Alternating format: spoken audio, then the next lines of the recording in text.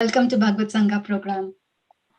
This is our Srimad Bhagavatam program, and I'm very excited to announce that we are starting the new theme from today. It's prayers of Lord Brahma to Sri Krishna. And the reference for this is from Srimad Bhagavatam, Canto 10, Chapter 14, from the verse 1 to 40. With that, today, with this new theme, we are starting with a very fantastic devotee, Prashanth Prabhu. Prashanth Prabhu will be giving the class today. Hare Krishna, Prashanth Prabhu. Hare Krishna Mataji, Hare Krishna devotees. So thank you for the opportunity, and please forgive me if I make any mistakes or say anything incorrectly. So this is, like Mataji said, this is my realizations from some of the verses from prayers of Lord Brahma.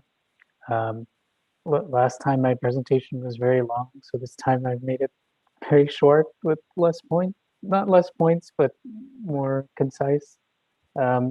So there are a lot of the whole set of prayers are very nice. So I would encourage everyone to read the full prayer.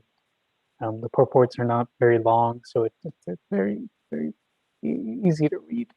We will start with invocation prayers. So Namo Vishnu Padaya Krishna Prasthaya Bhuttale Srimati Bhaktivedanta Swami Nitya Namne Namaste Saraswati Deve Gauravani Pacharne Nirvishesha Shunyavadi Pachakti Deshtarne Jai Shri Krishna Chaitanya Prabhu Nityananda Shri Advaita Gadadhar Shri Vasari Gaura Bhaktivedanta Hare Krishna Krishna Krishna Hare Hare Hare Ram Ram Hare Hare. Then, as we're reading from Srimad Bhagavatam's chant, Om Namo Bhagavate Vasudevaya, Om Namo Bhagavate Vasudevaya, Om Namo Bhagavate Vasudevaya, Om Namo Bhagavate Vasudevaya. Okay, with that, we'll get started. So, this is the prayers of Lord Brahma. So in Canto 10, chapter 13 is the pastime itself, as narrated by Sukadeva Goswami. It's a very nice pastime to read. I spend a few minutes for just to revisit the pastime. Krishna is going out to is with his gopi friends and cowherd and cows, cowherd boys and cows. He's going to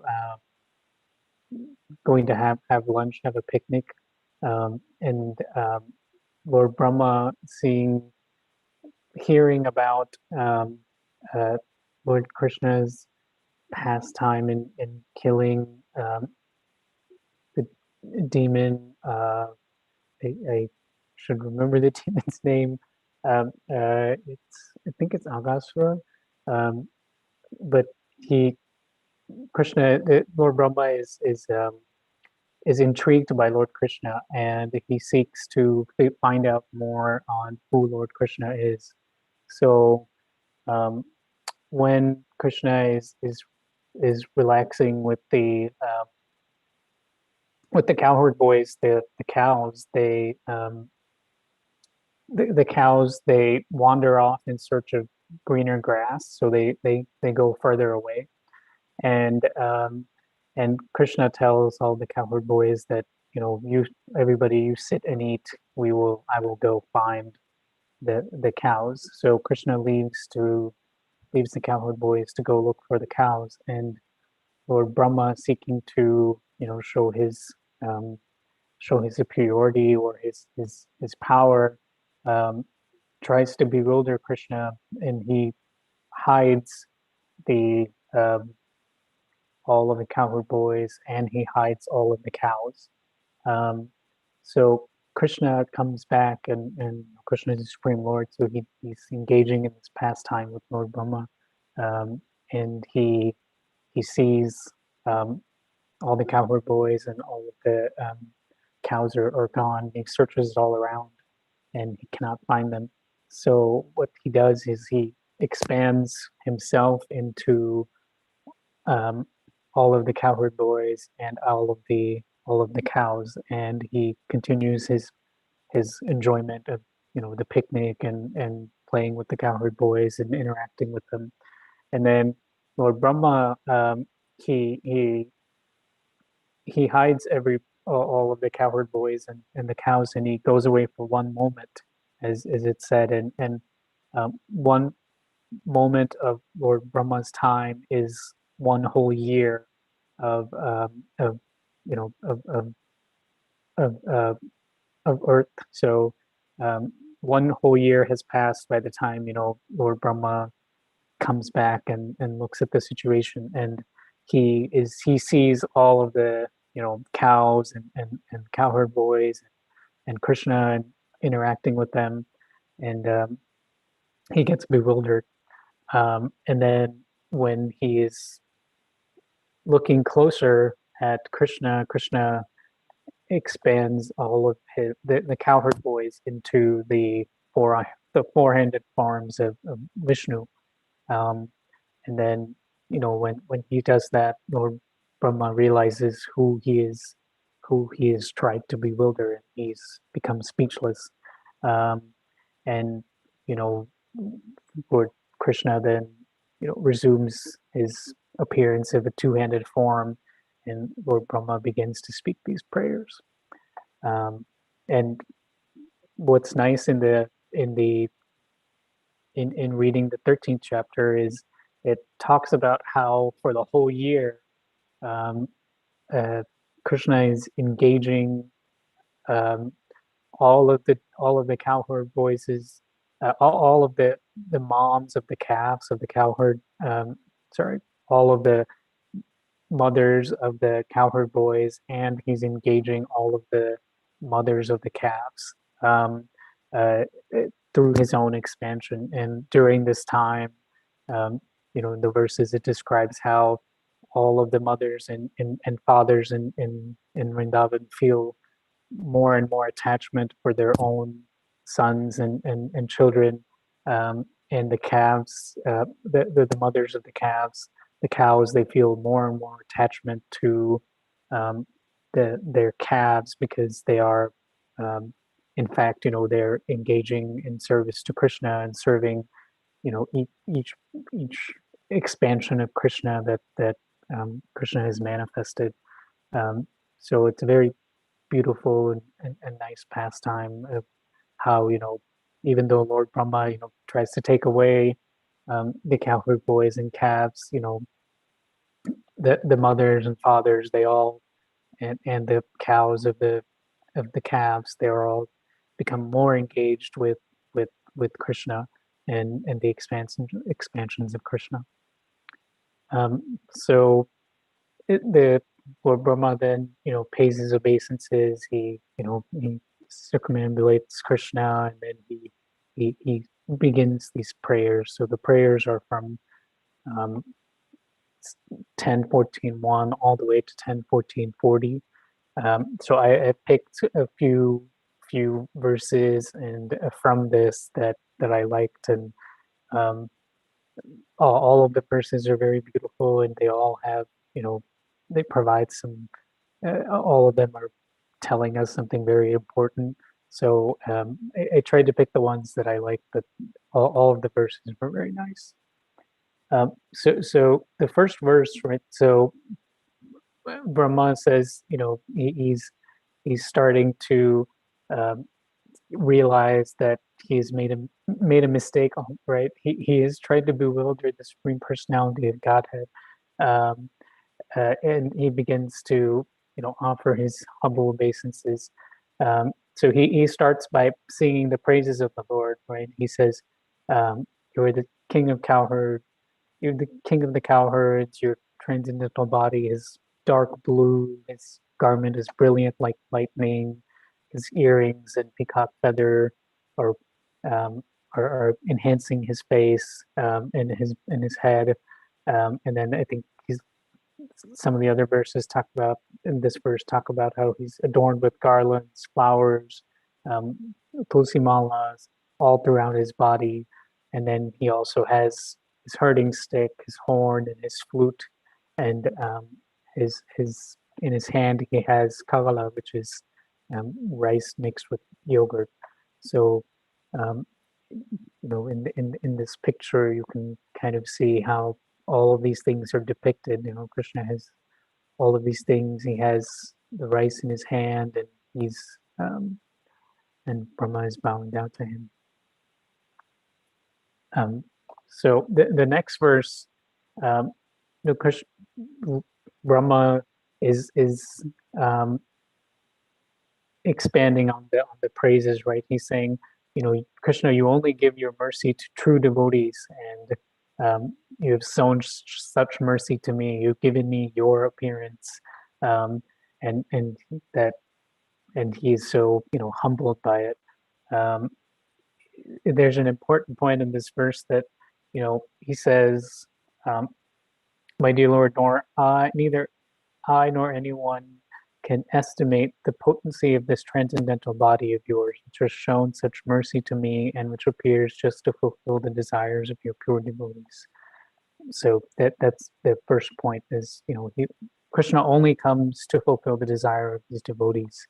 And then the second point is, although my mind is completely withdrawn from material affairs, I cannot understand your personal form. Then how then could I possibly understand the happiness you experience within yourself? So the point that struck me was, although my mind is completely withdrawn from material affairs. So Brahma is an exalted he's an exalted jiva, right? He's the creator of our current material universe. So he's saying that he's completely withdrawn from any material engagement and affairs. He's purely just, he's creating, and he's performing his duties as a service to the Lord. But even somebody like Lord Brahma cannot understand the Lord's personal form. So that speaks to how it's not enough for us to just withdraw from material affairs, right? Similar to how Krishna advises Arjuna. It's not enough for you to just go sit in the forest and meditate. We need devotion to the Lord in order to realize the Supreme Personality of Godhead. And that's the only way, we can overcome the chain of repeated birth and death, right? And in the purport, it says, I recommend that people should not try to understand you by their speculative knowledge. So, being withdrawn from material affairs is akin to just having speculative knowledge, right? It's not, it's one step, but it doesn't help us understand the true happiness that Krishna has, the true form of the Lord. The next verse I also really liked is the third verse. So here Krishna says, those who, even while remaining situated in their established positions, throw away the process of speculative knowledge, and with their body, words, and mind offer all respects to descriptions of your personality and activities. So he's saying, throw away the speculative knowledge, and like in the previous verse, he's saying speculative knowledge is not enough, and withdrawing from material engagement is not enough.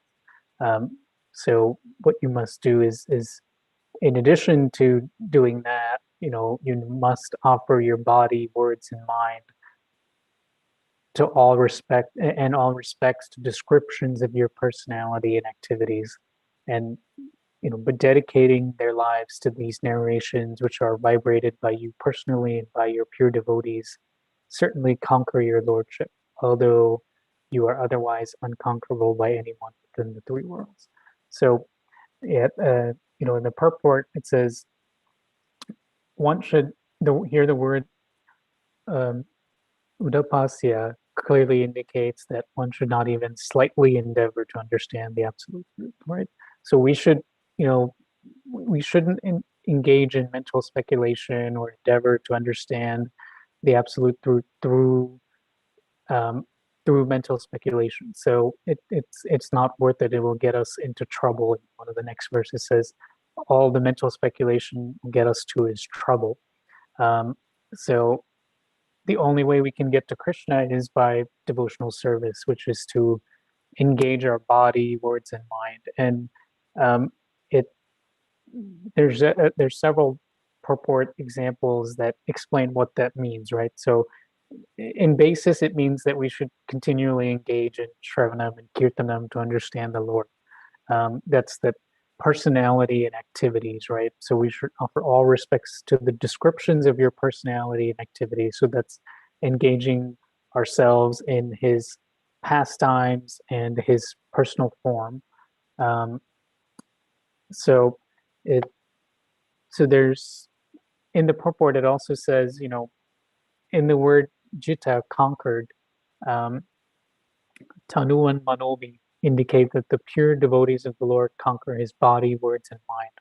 So Lord Krishna's body, so this is connecting how, if we dedicate our body, mind, words, and mind, how Krishna will become captured and conquered by us, or captured by us. Um, Krishna's body is conquered because he's always remains by the side of his pure devotees, right? Krishna comes to um, uh, protect the word of devotees and uphold dharma. Paritranaya sadhunam vinashaya kadushkam dharma samsthapanarthaya sambhavami yuge yuge. He comes to establish dharma, and the first thing is comes to protect the devotees. The second one is the Lord Krishna's words are conquered because he always chants the glories of his devotees. Um, we talk about this all the time, that um, Krishna is engaged.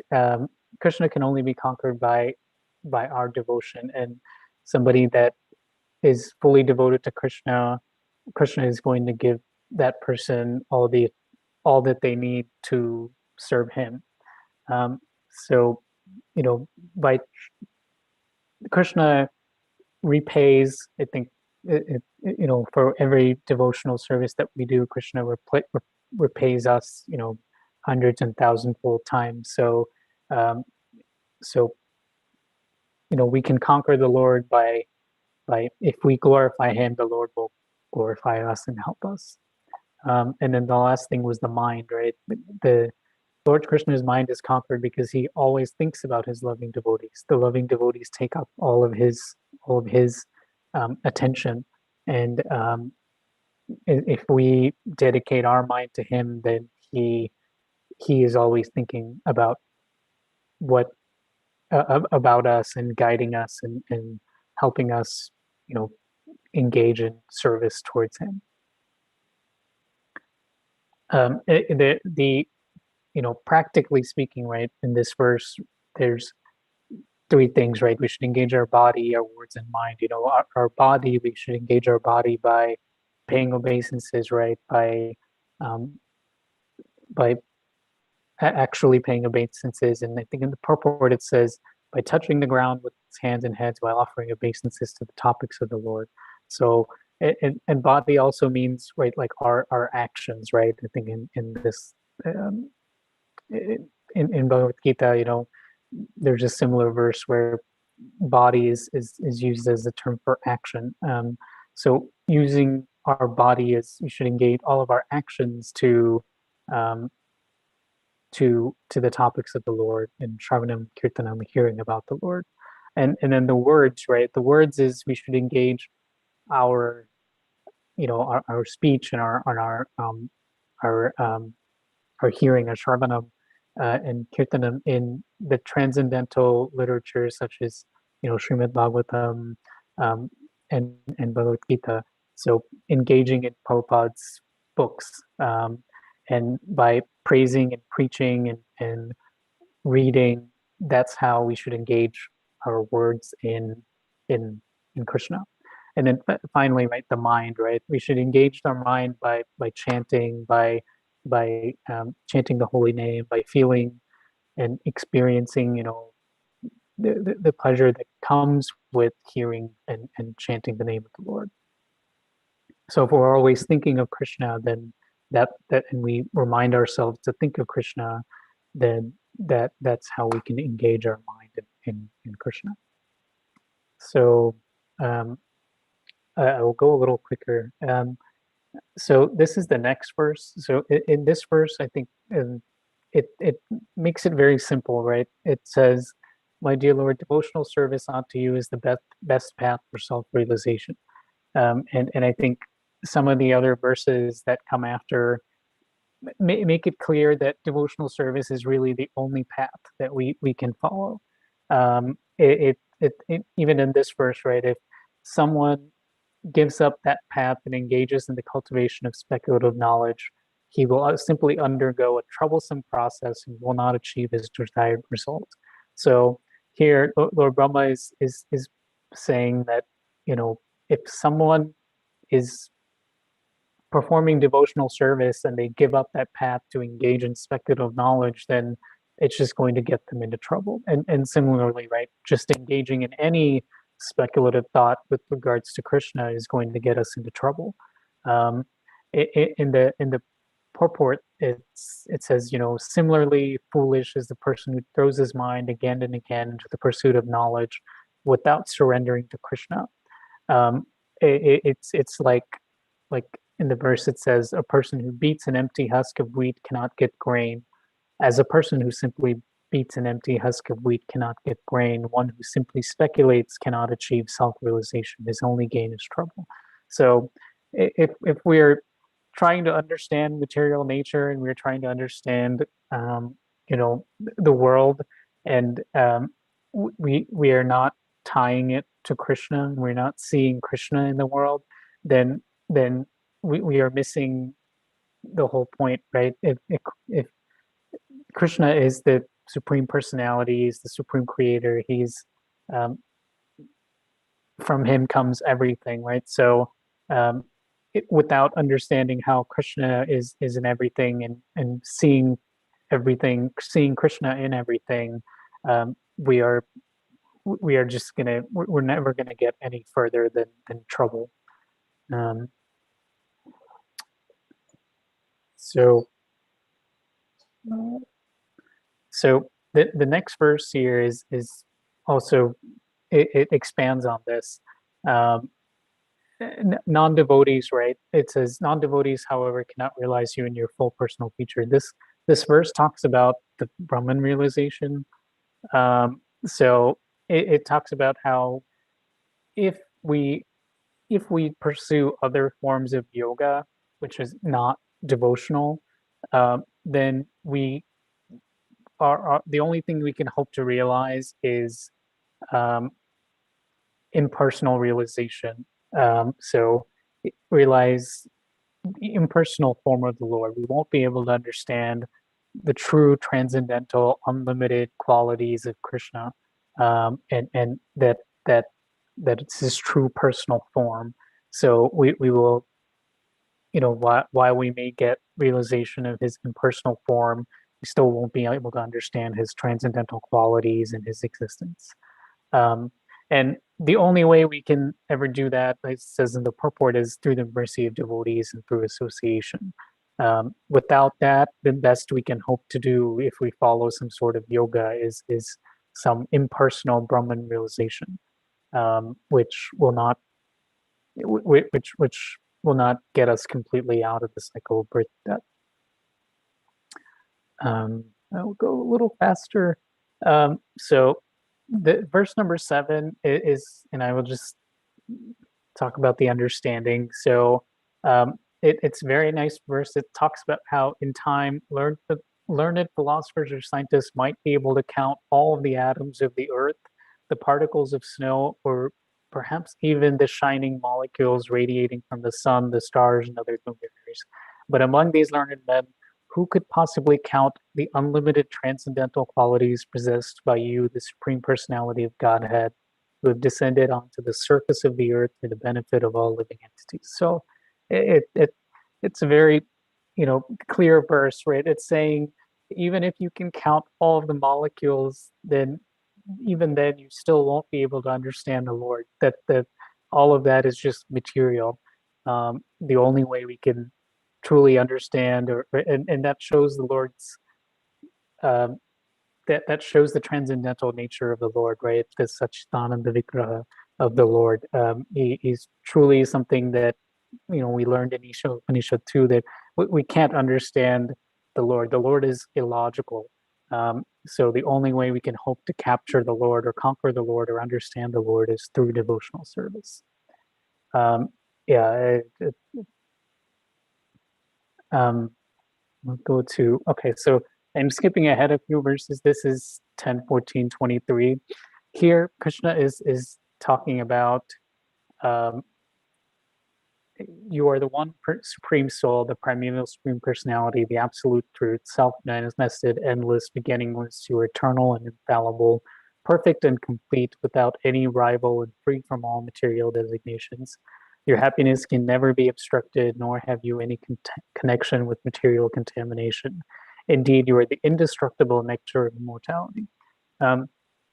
This verse makes it clear, right? Krishna is Satchitananda Vigraha. He is immortal. He is endless, beginningless, self-manifested. He is outside of the six phases that we as material bodies and go through. Sorry, we in our material bodies go through, and he is original. There's no, he has no beginning, no end, and is the supreme. So this verse really, it highlighted and reiterated that Brahma understood that Krishna was the supreme personality of Godhead. And I will skip the couple of verses here.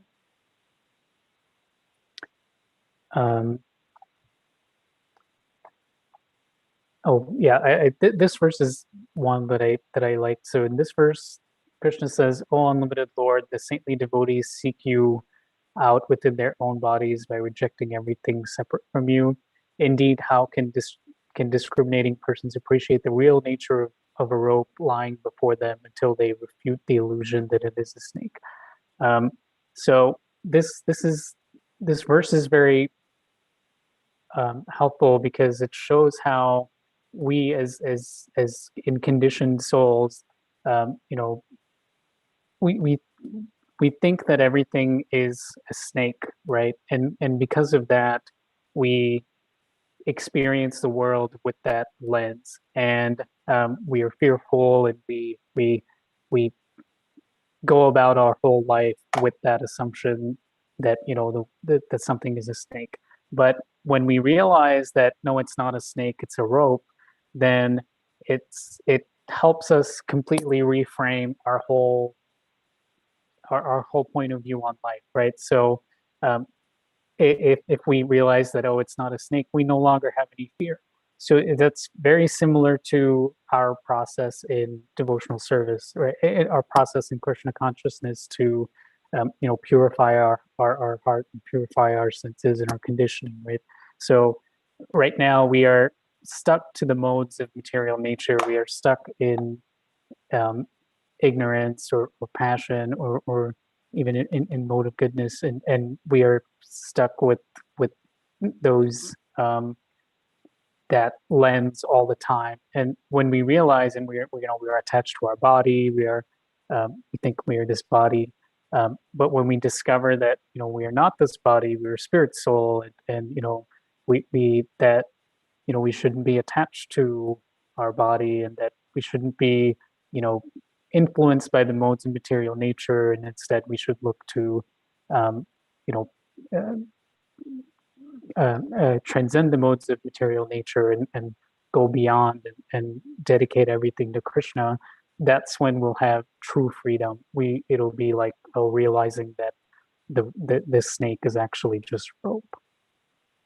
And um, there are a couple of other verses, but um, this verse I think sums up all of it. It's Brahma says, "My dear Lord Krishna, until people become your devotees, their material attachments and desires remain thieves. their homes remain prisons and their affection feelings for their family members remain foot shackles.